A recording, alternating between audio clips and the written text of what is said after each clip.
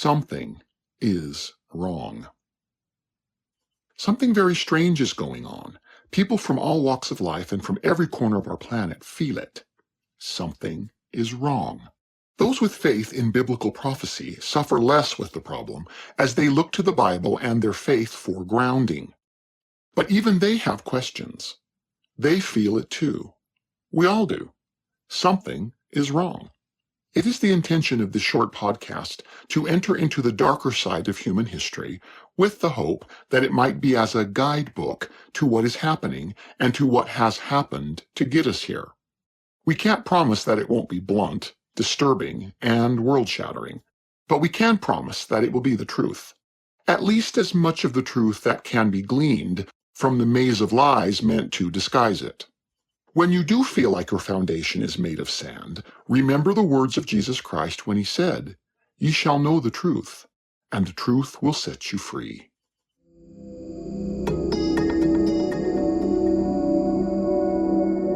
One small step for man. We are, as a people, opposed to secret societies, to secret oaths, and to secret procedures. And we are opposed around the world by order before that time must be the work of the relies devil. primarily on covert means. Well, join me. I'm glad to sit here at the right hand of Satan. The vision of Joel has been fulfilled.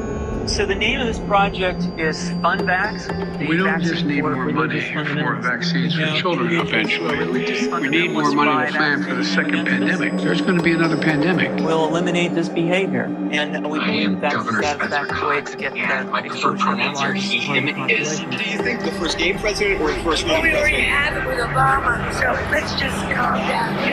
Michelle is a transgender. We all know. And so we eat the blood of our enemy. But you know, there's quite an awakening coming.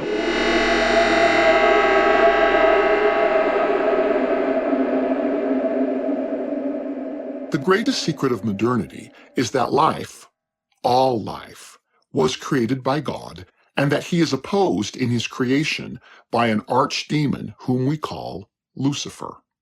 They are not beings equal in power. God is all-powerful, while Lucifer only gains power through influence.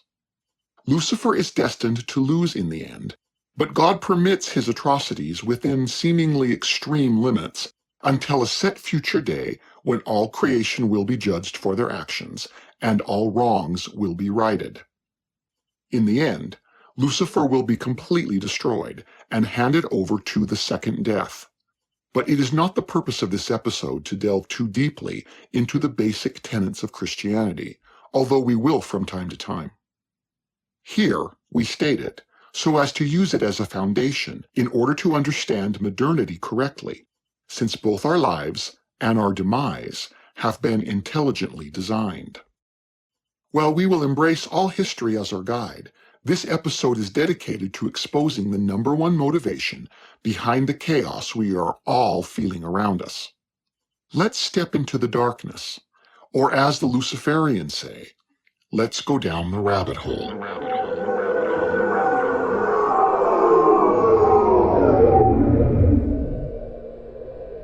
At the close of World War II, while both the Allies and the Axis were dividing up the world with the various Nazi leaders, scientists, and engineers, the wealthiest members of our planet were concerned about what they perceived as being a major shift in human history. Prior to the Great Wars, men tended to marry later in life after they had established a means to support a family, and women tended to work hard in the fields with their men in order to homestead. The Great Wars had shifted the realization among many that life was short and fleeting. Young people reasoned that if they didn't marry early, they might never get the chance, as so many were killed in the Great Wars. The industrial nature of modernity also allowed women to either work the factories or stay home and be homemakers. Crackerjack houses, modern conveniences, strongly based gender roles, the concept of the American dream, and commercialism introduced to the world the baby boom generation. This explosion of human population terrified the wealthy elites of the world. They were certain that the planet Earth had very limited resources, and that without some form of intervention, humanity would destroy the planet. They agreed with Darwin that might made right. They reasoned that modern conveniences were actually interfering with natural selection, and that if something weren't done, humanity was destined to de-evolve with the planet. As the major property holders, they reasoned that they were also the ones illuminated enough to save the world. In planning this, they fell back on their roots and ancient plans, many as old as Cain and Nimrod, but better articulated by Plato, Johann Adam Weishaupt, H.G. Wells, and Aldous Huxley, among others.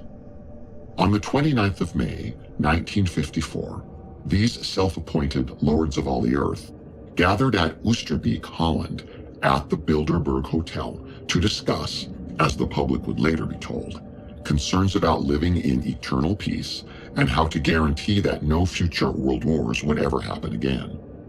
From these meetings, it was reasoned that mankind had two choices. Either stop the coming baby boom, in other words, lower the population, or find a way to colonize space and thereby give humanity more elbow room. Once you know this, you can correctly understand all of the agendas pushed upon the people since that date. For example, what do the following completely unrelated agendas all have in common? Let's play that which of these things is just like the other game. Roe versus Wade, the ozone layer, the mark of Gideon, worldwide pandemics, recycling, forced supplementation and medical injections, eugenics, wilderness zones, transgenderism, the Ministry of Truth, zero population, tranny-genderism, monosodium glutamate, carbon tax and carbon credits, homosexual marriage, global food shortages, China's one-child policy, militant Zionism, sustainability, mass sterilization, eminent domain, mRNA, ethnic cleansing, the food guide pyramid, socialized medicine, the Baphomet, Earth Day, and becoming a law unto one's self. If you guessed D, all of the above, you guessed correctly. Does it sound a bit like the same thing over and over again? Well, bingo. That's because it is. It's 66 ways of pushing the same agenda. The belief that the world is overly crowded with limited resources and filled with too much people. It is the same sermon with different terms from so-called various experts, all claiming that the same solution is the only answer. Lower the population. Before we finish this song. While that agenda was being pushed, the idea that space could be colonized was also pushed upon us. The same science that was improving our lives in modernity and coming to the conclusion that the Earth was going to eventually run out of resources and be overpopulated could also give us the answer by taking us into space. What do these things have in common? Alien abductions, NASA, Kal-El, Carl Sagan, Baby Yoda, the moon landings, Chariots of the Gods, Futurama, Space Force, The Martian Chronicles, Reagan's Star Wars Initiative, biodomes, astronauts and cosmonauts, Tomorrowland, the Justice League, the Space Shuttle, ETs, cloning, sci-fi, the Van Allen belts, Jean-Luc Picard, cryogenics, wormholes, UFOs. All are an attempt to push humanity's hard-earned tax dollars and public resources into getting mankind into space as our next manifest destiny for more elbow room. Now, we all know that power and money corrupt, and absolute power and unlimited funds corrupt absolutely without limit. It was not too long before the dark plans of the elites got darker. It was one of the house rules of secret caucuses in combination that, Whatever happens in Vegas stays in Vegas. Unless you're Prince Harry Windsor and you're having a naked orgy party at the MGM Grand, then your pictures get passed around the internet as some of his bodyguards and female guests did. But generally, one does not out nor quote directly the plans and people within a Kabbalistic meeting. Thus ideas, plans, and arrogant nonsense can be freely shared, and what-ifs are openly what-ifted. We know quite a bit about the topics, discussions, and musings of these secret meetings because the so-called little nobodies, worthless eaters, are starting to talk. It is a mortal flaw of the rich and powerful that they, like the royals of England, have grooms of the stool and whipping boys and dogs' bodies. These are people who do everything from dressing them, feeding them, and literally wiping their butts. They are servants whom their earthly masters see as dogs, pets, or furniture. They are in their master's eyes as subhuman. Internet search the video of the young boy escaping naked out of Buckingham Palace's window as an example of what we're talking about. These human wallpapers are privy to everything that goes on from the elite's dining table to their privy. What started happening was really very simple. As arrogant elitists spoke their diabolical plans for the greater humanity, the servants began to become alarmed at what they were hearing and felt the moral need under God to warn the rest of us. They are at least trying to, although most of the prince's hairyless bare butt photos have vanished from the internet. Just one of the perks of money and power. And the news and internet fact-checkers, owned by the royals and the cabal, say that some of this never happened, such as the naked boy escaping the palace in broad daylight from the top floor. The royals say it was all a joke or fake news, but you can see him fall to his death during one of the changing of the guard parades in front of the public, which at first finds it funny, until the shock of it wears off. Go and see for yourself. While the butlers and butt wipers of the rich elite were speaking out, the underlings of the Luciferian community also began to become alarmed at the agendas of their high wizards and witches. These low-ranking Satanists enjoyed the lifestyle they were living. They enjoyed living with one eye shut, to use their symbology. They liked the freedom they had in our modern world to live, party, and play with the rest of us while keeping their secret rituals in the dark. In short, they didn't want the world to change, nor follow the agenda of their upper-ups in creating a new world reality. These also began talking. Thus, what you're about to hear comes from them. It didn't take long for those in charge to realize that space colonization was not a viable option. The number one challenge was Earth's radiation rings, known as the Van Allen belts. But after that, their next problem was finding an inhabitable planet close enough to get to. Please note that after nearly a century of searching and zillions of dollars that could have gone to help the poor and needy, we have still found 0 additional inhabitable planets.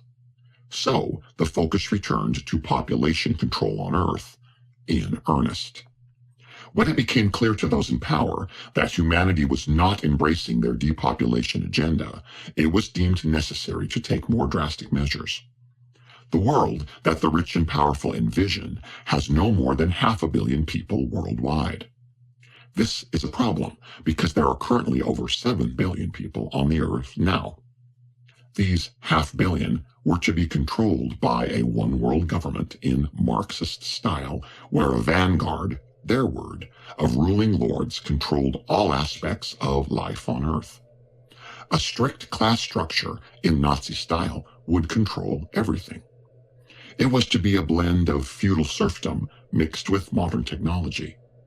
It was said that base humanity would own nothing and be happy. Of course, this would be because the rich and powerful would own everything, but that doesn't mean the rest of us would be happy. We would just have to take their word for that. Depopulation now is their prime agenda. The good news is that they are going to run out of time, and that while many have, are, and will yet suffer due to their agendas, many in the world are starting to wake up and ask questions. So who are these people, and why are they doing this?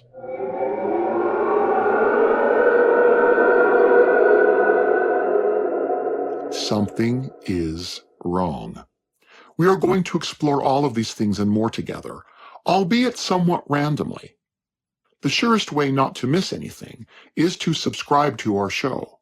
Subscribing doesn't do anything for us, but it will alert you whenever a new episode is released.